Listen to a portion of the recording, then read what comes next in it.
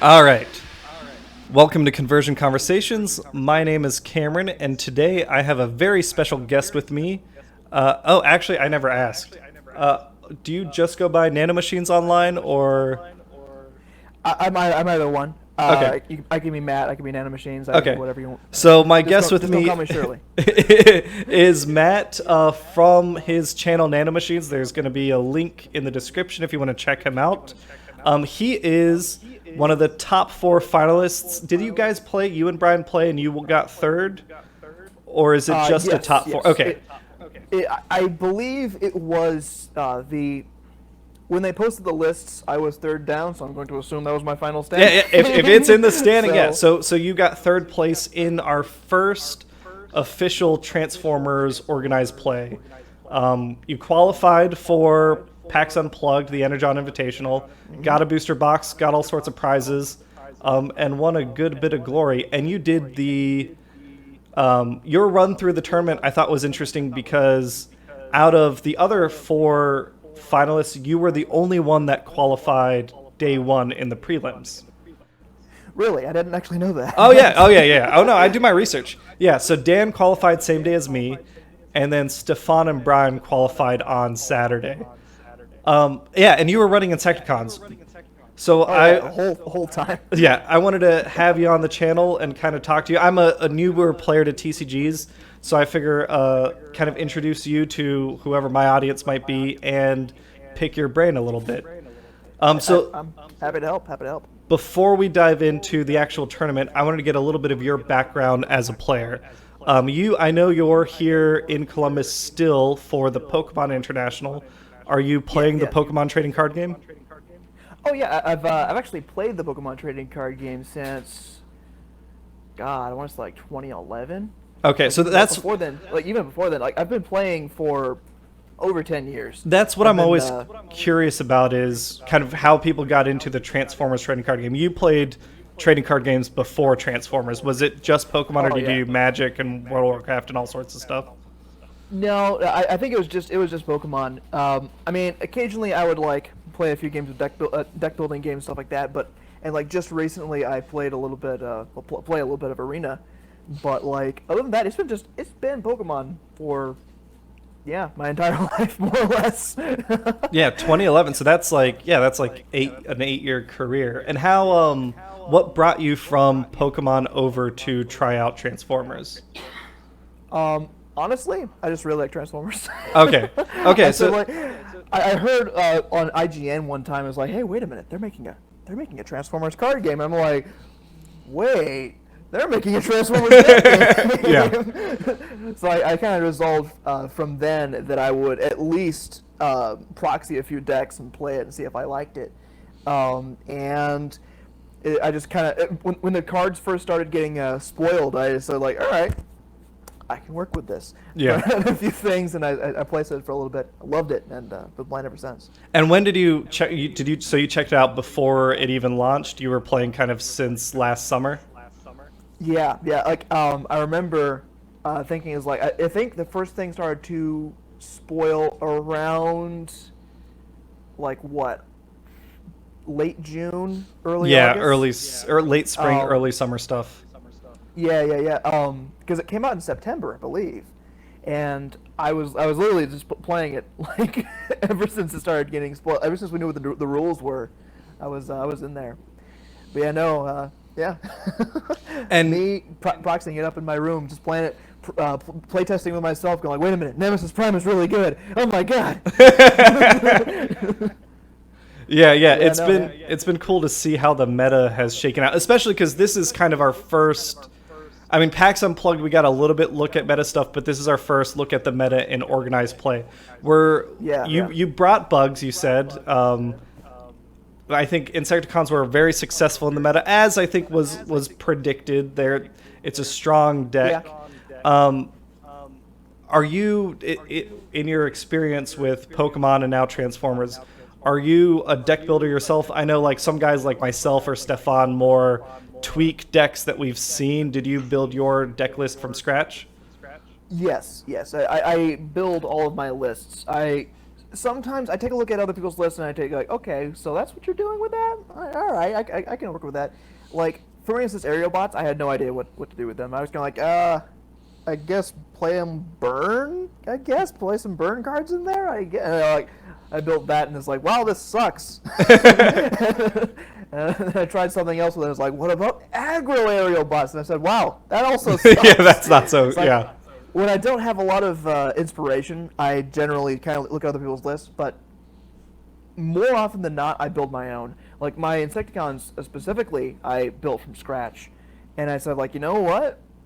I want to be able to top deck whatever I want, whenever I want it. Like I want to be able to top deck a weapon or something else that damages at all times. Yeah. I wanted to make it as consistent as possible, so that's where I kind of like went with that. Yeah, so they're even. I mean, Insecticons already have a strong matchup against, say, Sentinels, but you're even more invulnerable to their hand disruption because you almost don't really care. You play what's in your hand, and then when it's gone, oh, it's a grenade launcher coming off the top, or an erratic lightning, or a supercharge, or something. Exactly. Was there anything? Well, I guess we can dive in a little bit to your tournament experience. You qualified on Thursday. Did you end up playing Friday or Saturday? I played in the final tournament on Saturday. Saturday evening. I wanted to see. Yes. Because I wanted to see how the meta had evolved. I mean, sure, I still kind of perused around. Yeah. The first couple days, just to see how the meta was going. Excuse me, but on that final day, I wanted to play just because I wanted to see how people were adapting to bugs. Because on the first date, 4 bugs made top cut. Yeah, I think there were only 4 bugs decks that played. It was 4 out of 19, Exactly. and all 4 made it. There were like a lot of Sentinels on day 1, and they were like, all right, well, let me go and just beat that. Yeah. Like, I faced 3 Sentinels, and I faced 1 Plains, and I tied the Plains, and I ID'd into cut, and I'm like, all right. But, like, I noticed a lot of people were trending towards the defensive, and I was kind of like, you know what? Yeah, and I had like another deck in reserve, and it was aerial bots. And aerial bots being like very defensive, very grindy, I decided that I really did not want to play the defensive mirror every single game. Right, you didn't want to play go to time every single match. Exactly. So I said, you're like, I had my my Insecticons built primarily to beat aerial bots. My sideboard was entirely devoted to that, almost entirely, which is why I played a bunch of healing cards in there, because I knew the aerial bots really lost to that. It messed with their tempo. Yeah, if they couldn't combine into Superion and kill someone with that 3 damage. Exactly. Their whole thing is they want to kill 2 guys in one turn when they combine. And if you can prevent them from doing that, suddenly they just lose, because then you have multiple characters beginning up against them. And I just decided from then on, I was like, okay, Insecticons is the most consistent deck in the format. I am definitely going to be playing this because I can beat out the riffraff. When you get into a big tournament, you can just really see a bunch of rogue, and you can see a bunch of like random stuff. You're like, oh, I did not expect to face Dreadwing. Looks like I'm losing to Dreadwing, and there goes my top cut. A lot of inconsistent decks like Dinobots, Metroplex, and stuff like that will just kind of lose to that. So I chose Bugs because it was the most consistent, and I built it hopefully to be as consistent as possible, specifically for that. Yeah. Did you make any adjustments? So after you played on Saturday, did you make any adjustments? Well, I guess because I didn't stick around for the Saturday evening. I played Saturday morning, and I was like, I need to go get some sleep.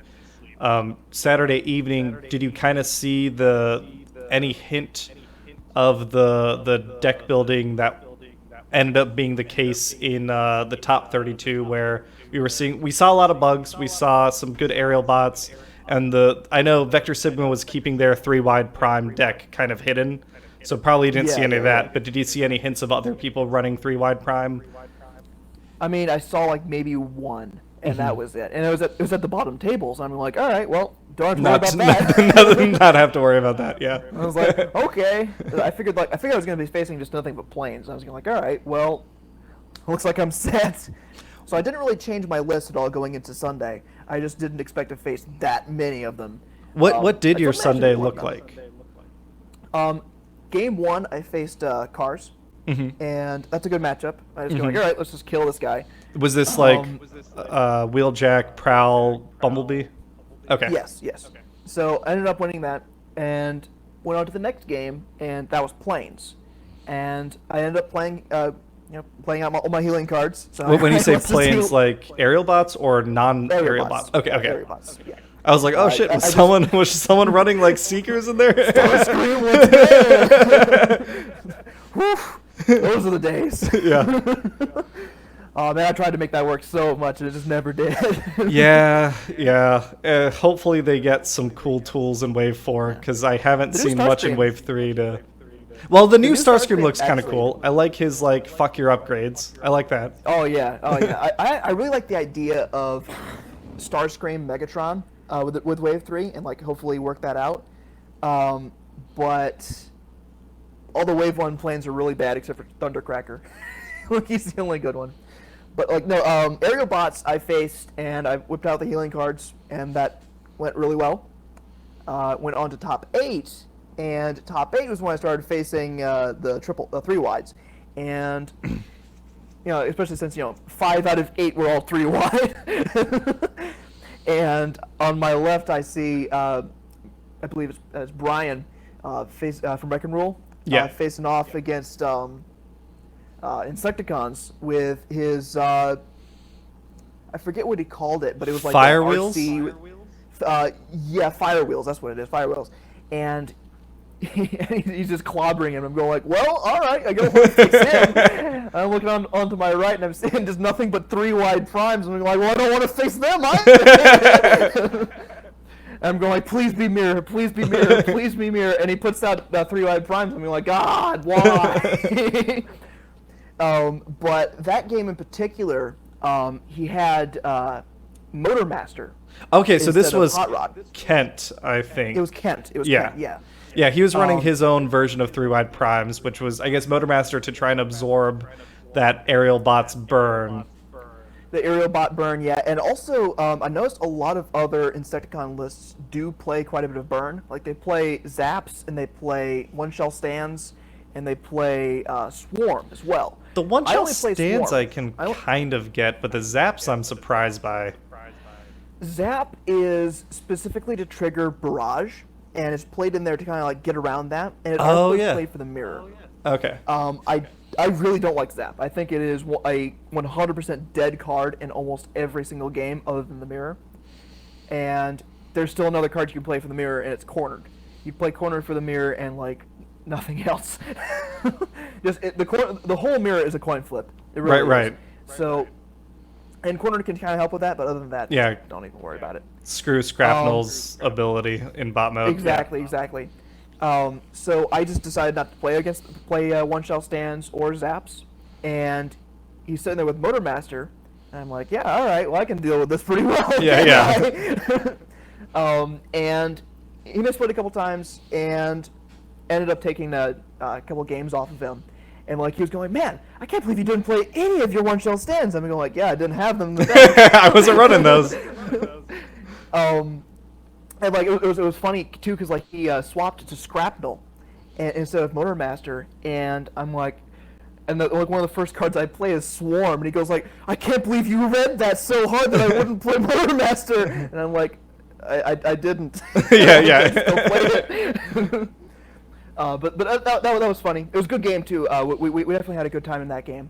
But we moved on and I faced Stefan, and God, those were some good games. And it really wound up to the last game of the match. We were both 1-1, and it was on the last turns because I only had Chop Shop out. I had sideboarded Chop Shop in because he's very good against defensive decks, and he only had a marginally damaged Battlefield Legend, and I'm going like, well, either I flip like a god and win, or I don't, and I just instantly die against this guy because Battlefield Legend just is going to murder me. And I had a backup plan in hand. I'm doing like, there's nothing I can possibly draw into that's going to save me, right? So I attach a Power Punch and I play a backup plan, and then I kind of forgot that I played I Still Function, and force fields because I drew into both of those, and I can't play either of them. Yeah. I'm looking at them like, man, I really messed up that attachment. So he ends up winning, and he goes on to top 2, and that was honestly a really good game, and I'm really glad he won because he really deserved it. Like, he's a really good guy. Did you ever get to meet him at all? Yeah. Stefan and I talked for a bit. I think we'll have a conversation about his time through in another video. But yeah, I mean, that's been right from my perspective. I didn't really know anyone in the community. Meeting you, because I think we talked a bit online before this, like just on YouTube. Yeah, I think so. Meeting the Vector Sigma guys, meeting Stefan, meeting Brian, like that's been it's been real cool to just meet everyone in person. One of my favorite parts about Origins was, like, I think like the majority of top 8 itself was made up of content creators, and like just meeting all the content creators who came out just to play in Origins, it was awesome. Yeah. Because like finally you go like, oh, I've been talking to you online. I don't think there's anyone that was doing any sort of blog or YouTube stuff that did not make top 32 that I at least knew of. Which was cool because it makes sense. There are people who put in the. Oh no, you're fine. The people who put in the most work into the game. I mean, like they play the most. Really, right. Exactly. But yes, so you had quite the run at Origins. Are you going to Gen Con? I'm still debating on that because like while I was playing on Saturday, I felt awful because I was drenching people. And I'm sitting there, it's like, I realized even if I made top 8, that it would bump down to the 9th place guy. I still felt awful. I ended up not playing my final round. I ended up dropping because I'm there. It's like, I am on another guy's winning in. And I'm like, it was this kid, and I'm going like, I'm looking at this kid, and you're like, man, so you haven't made your invite yet? And he's like, no. I'm like, well, hopefully you do now. And I'm it's like, I'm dropping from this. Here you go. Because I felt awful every time I would face someone I would win. I'm going like, this is the worst. I'm going, wait a minute, I'm a jerk right now, aren't I? So yeah, I might not end up going to Gen Con to play because I just don't feel like grinching people. But then again, so I don't know. Yeah, I don't know. So what I'll say is that I believe it's been hinted that there will be something special for Transformers at Gen Con, like there was Siege for Origins. But what John told me is that Siege will already be out by then, so it won't be special, and Wave 4 will not be at Gen Con. So even if I haven't qualified yet, so obviously I'm going to Gen Con, but even if you've already qualified, if you're into like maybe some new surprise at Gen Con, it might be worth going just to see what's up. It could be Triptychon, because I remember having a conversation with Ken, and basically he was saying like, if you guys talk about it enough, we're probably gonna put it in the game. So my spider sense is tingling right now. My tinfoil cap is slowly being put on. Triptychon would be pretty cool. I'd be curious to see how they make him feel very different from Metroplex, right? They're both Titans. Yeah. They both have little guys that they deploy. But I'd be curious to see what the difference might be. He might just be more of a bruiser. Like, instead of having a level up thing, just be like really big and like have like a trample ability or something like that, where he like bleeds over damage. I don't know. Because like the problem with big characters, they always get ganged up on by literally everyone else in the field. Yep. So I don't know. It'd be weird. So, great run at Origins again. Congratulations. Could you talk a little bit about your local meta or your local kind of group that you've been able to play with? You're playing in, is it Atlanta? Yes. Okay. I'm from Georgia. I'm like right around that area. I like to say that I don't live in Atlanta. I just get all the traffic. But my local play group, we like meet up every now and again, and we just play a bunch of games. And there's a lot of people who don't like playing meta decks over there, and there are a lot of people who don't like playing just regular things they net decked. So there's a lot of like really weird stuff there. So like I'm sitting there and it's like, oh, you're whipping out the Dreadwing? All right, that's cool. All right. Next game I face Blur, and I'm like, okay, well here's Blur. Let's just figure out how the Blur matchup is. So it's a really good way to test how consistent your deck is at beating things that aren't in the meta. Right. Iron out all those little creases. Exactly. I myself have built a wide array of a bunch of different meta decks to just playtest against, and that's normally the decks that I use to make my deck profiles, because I do a lot of deck profiles on my channel, and I normally have the decks that I built be the ones that I use as the deck profiles, and that's how I normally get my meta testing done. But like for instance, like I didn't have one built for 3-wide primes.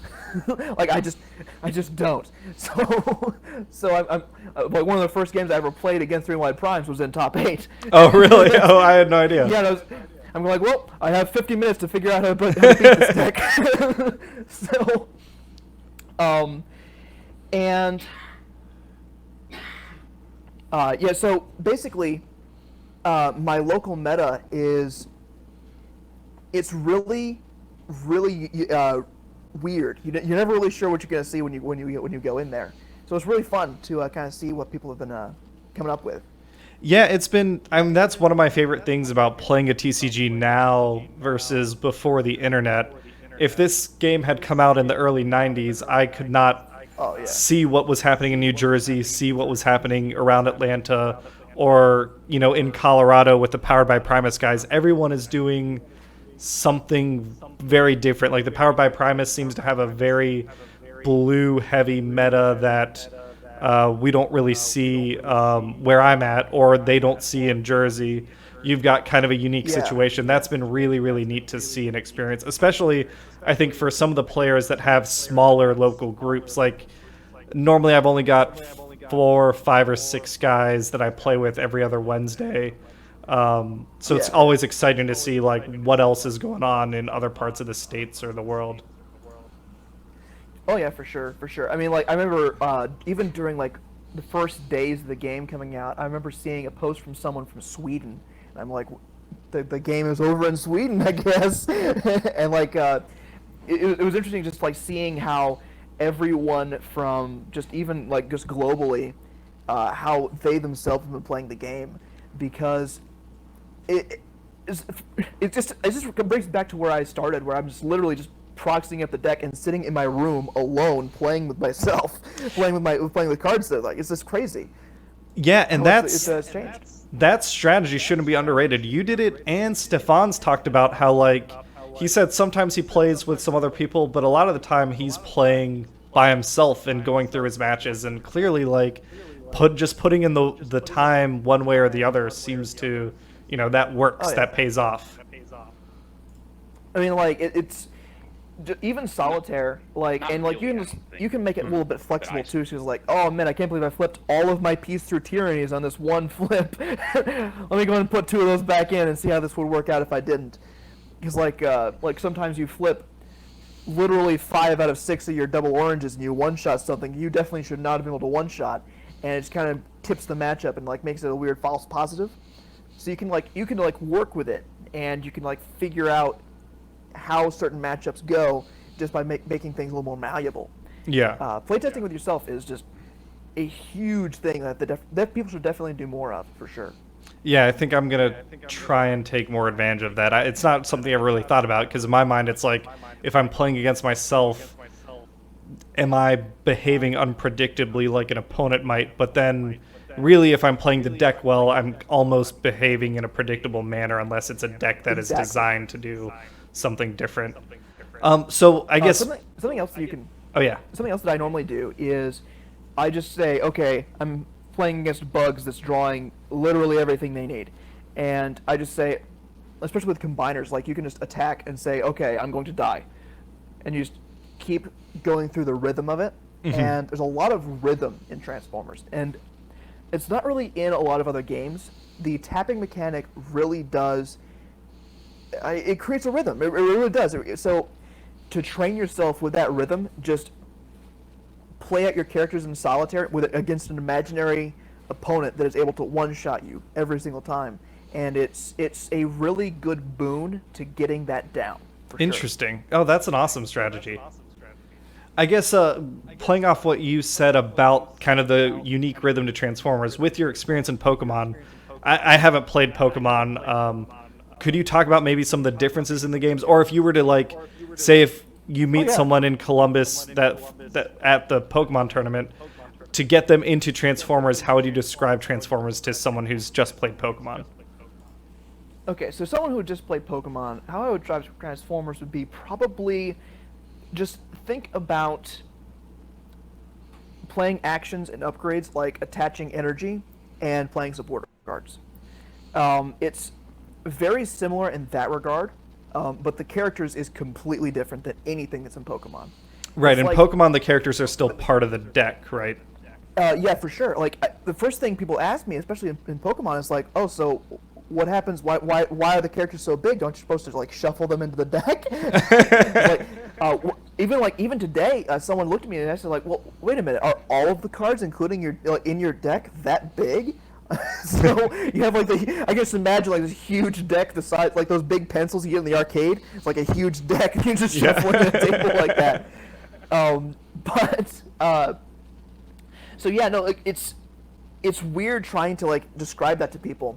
And one of my favorite things to do is I whip out one of my combiner decks and you're like, they have 3-sided cards, and everyone just kind of looks at me like, how do they do that? Yeah. What's a 3-sided card? But yeah, no. Basically, how I would describe the characters themselves is something like Dragon Ball, where you have your leader cards, but instead of having like prize cards, you have life. Mm-hmm. So it's like it's a really difficult to explain system to put it into other games because it's a very unique game. Yeah. I haven't found any game that's a lot like this. It's just very unique in like pretty much everything it does. Like even with the flipping cards to do damage and defend damage. Yeah, it seems like there's obviously so many games out there. Something shares a similarity in one way or another, but definitely Transformers seems like it's its own beast entirely. A lot of card games have a resource system. Like Magic has lands, Pokemon has energy cards, and the simple fact that Transformers does not have that opens up so many possibilities because like there's so many decks in a lot of card games that prevent your opponent from playing the game, and that's just something you don't see with Transformers. Yeah, the only deck that did that got quickly banned. Yeah, it's back. I built one. Yeah. It's back. Red Heat is broken. I'll be very curious to see kind of once people get their hands on Siege cards and can do in physical cards what we've been theorizing with Red Heat. For sure. What the changes might be. So kind of speaking of Siege as a transitioning point, and the way you've talked about how you prepared for your tournament experience. Is there anything you're looking at specifically at Siege right now? Is your first step to, okay, I liked bugs, I'm going to first upgrade my bugs deck to a Siege bugs deck and get it there? Or do you just see what you get and build with what you get? Or do you have a deck list that you already have written down that you're going to go buy specific cards and paper and start playing? I have a lot of decks written down. I think a very cool thing about Siege is there are a lot of playable combinations in there. Mm-hmm. You were even talking to me before about FireCons, how you tried building that. Yeah, I just did a video on that. It was fun, definitely a learning experience. I don't know if FireCons are going to be like the next Insecticons, but I think it's definitely going to be played because it has that potential to it. And there are a lot of decks out there. Like I mean, even Megastron Starscream burn, like tall burn cards like that. I think that's really cool. There are a lot of like really interesting things. Like Sideswipe is another one that specifically Sideswipe is one that I'm definitely looking at. Sideswipe excites me because it seems like he does Cliffjumper's thing a little bit better than Cliffjumper. At least the parts about Cliffjumper that I like. And he's right. I think he's a common or an uncommon. Like that's awesome. Uncommon. Yeah, that's another thing I've liked about the game is the common and uncommon characters are still very useful. I mean, Common Bumblebee is played. I mean, Yeah, it's yeah. a good card. Yeah. But like even with Sideswipe, what I was talking about, like something I really looking forward to seeing how that does is using a stealthiness on Sideswipe and have a team of Micromasters. You basically have a bunch of cheap guys on the field that you use their utility ability for, and you attack with Sideswipe. Sideswipe having stealthiness on him isn't being able to attack, so your tapped Micromaster is just suddenly blown up, and he feeds the fuel for Sideswipe to eventually just transform and swing for $1 billion. Yep. It seems really cool, and I haven't tested with it yet, but I think that's definitely something you should look forward to. I think that's definitely going to be a viable deck in the future. Yeah, there's a lot of things. I think after Rise of Combiners, which it still had plenty of creativity in it, but it like emphasized strongly in the wave these preset teams. I think it's kind of, people are craving some of that. Okay, let me take one of the Fire Cons and maybe Wheeljack and that Lionarzer guy and see what that looks like. Or let me take Starscream and one of the Insecticons and see what that looks like or something. Oh yeah, for sure. I mean, like we've even seen, like even like right now, we've seen I believe it's Hotter Wheels, I believe it's called. It's not Hot Wheels, but I think it's Hotter Wheels, where it's Grimlock, RC, and Thrust. We've seen a lot of stuff like that, where it's just like, even a friend of mine, he built Blur Thrust with RC, and it's like it was this weird little deck, like I don't think it was RC, but anyway, basically the same thing, where it's just a Thrust and Blur deck. And it was a really cool little thing that we made, and that's definitely something that you're definitely right about. Is in Siege, there's a lot of like characters with potential. Like Needle Nose is one of those. It's like he's really cool too. But yeah, for sure. I'm trying to think if I've got any other questions. Not off the top of my head. I saw your box opening, so you're already on your way to building up some of those. I'm a little embarrassed about that video actually. I made it in my Airbnb without a tripod, and I couldn't find anything to put my phone on, because I recorded with my phone with a solid like 5 minutes worth of data left on it. I'm going like, oh my god, how am I going to record this video? I already resolved to do it, and I'm like, all right, I'm already opening the box, and I'm like, well, guess I'm going to make do with this. Yeah. It worked out. I'm lucky a friend of mine ended up bringing his computer so I could like put on like frickin' Windows Movie Maker and like cut things up. Yeah. But yeah, no, it was hilarious. It was good. And yeah, I'm looking forward to, like I said, if anyone hasn't checked you out, your channel's Nanomachines. I think I first saw you doing decklist videos, and I liked that. And then you've got you revealed some cards in Siege. Yeah. I'm excited to see if you end up doing some more. Like, I'm excited to see what you end up brewing for Siege, and then whatever tournament footage you might get locally, even if you end up not playing in Gen Con. Yeah, it's been real good having you on and talking to you, man. And hopefully we meet again in person. Absolutely, it was a blast meeting everybody over at Origins. I'm just tickled to death that I got to meet everybody. Yeah. Yeah, no, it was great talking to you. To you. And best of luck at the Pokemon International. So does that start up tomorrow? Do you start playing? Yes. Everyone starts playing tomorrow. I'm probably not going to do too well because I used all my playtesting time for Transformers. Oh, fair enough. Trade-off, right? Trade-off. Yeah, it worked out pretty well, so I'm not complaining. Yeah. But yeah, no. It starts up tomorrow. It's going to go for the next couple days. Who knows? You might see me on stream at a point. Who knows? Yeah, I'll keep an eye out. I was thinking about coming up to Columbus to try and snag. I guess they're giving away a Pokemon like in the video game. Someone had like a competitive Gastrodon last year that they're giving out, but Cincinnati's having like their Pride event and stuff, so I won't be able to make it up.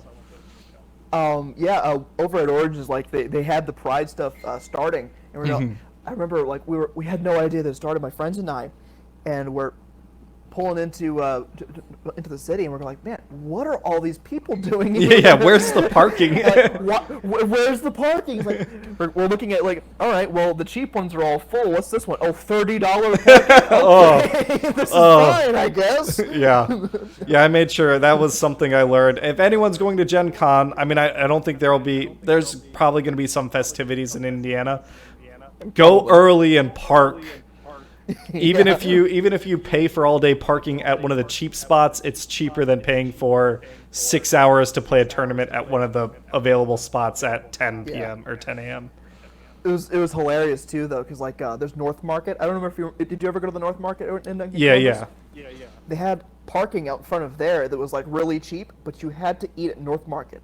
So some friends of mine, they would park there for 5 hours and then go eat at North Market, and they'll like charge you like $15 more if you did not eat at North Market. Oh, and so do you get like some sort of vouchering? Yeah, you get a voucher, and the guy at the exit was like kind of looking at us and going like, "You guys were in North Market for 5 hours?" Yeah, we're shopping around, man. And I was like, yeah, there was a lot of food. Like, oh man, really had a lot of food there.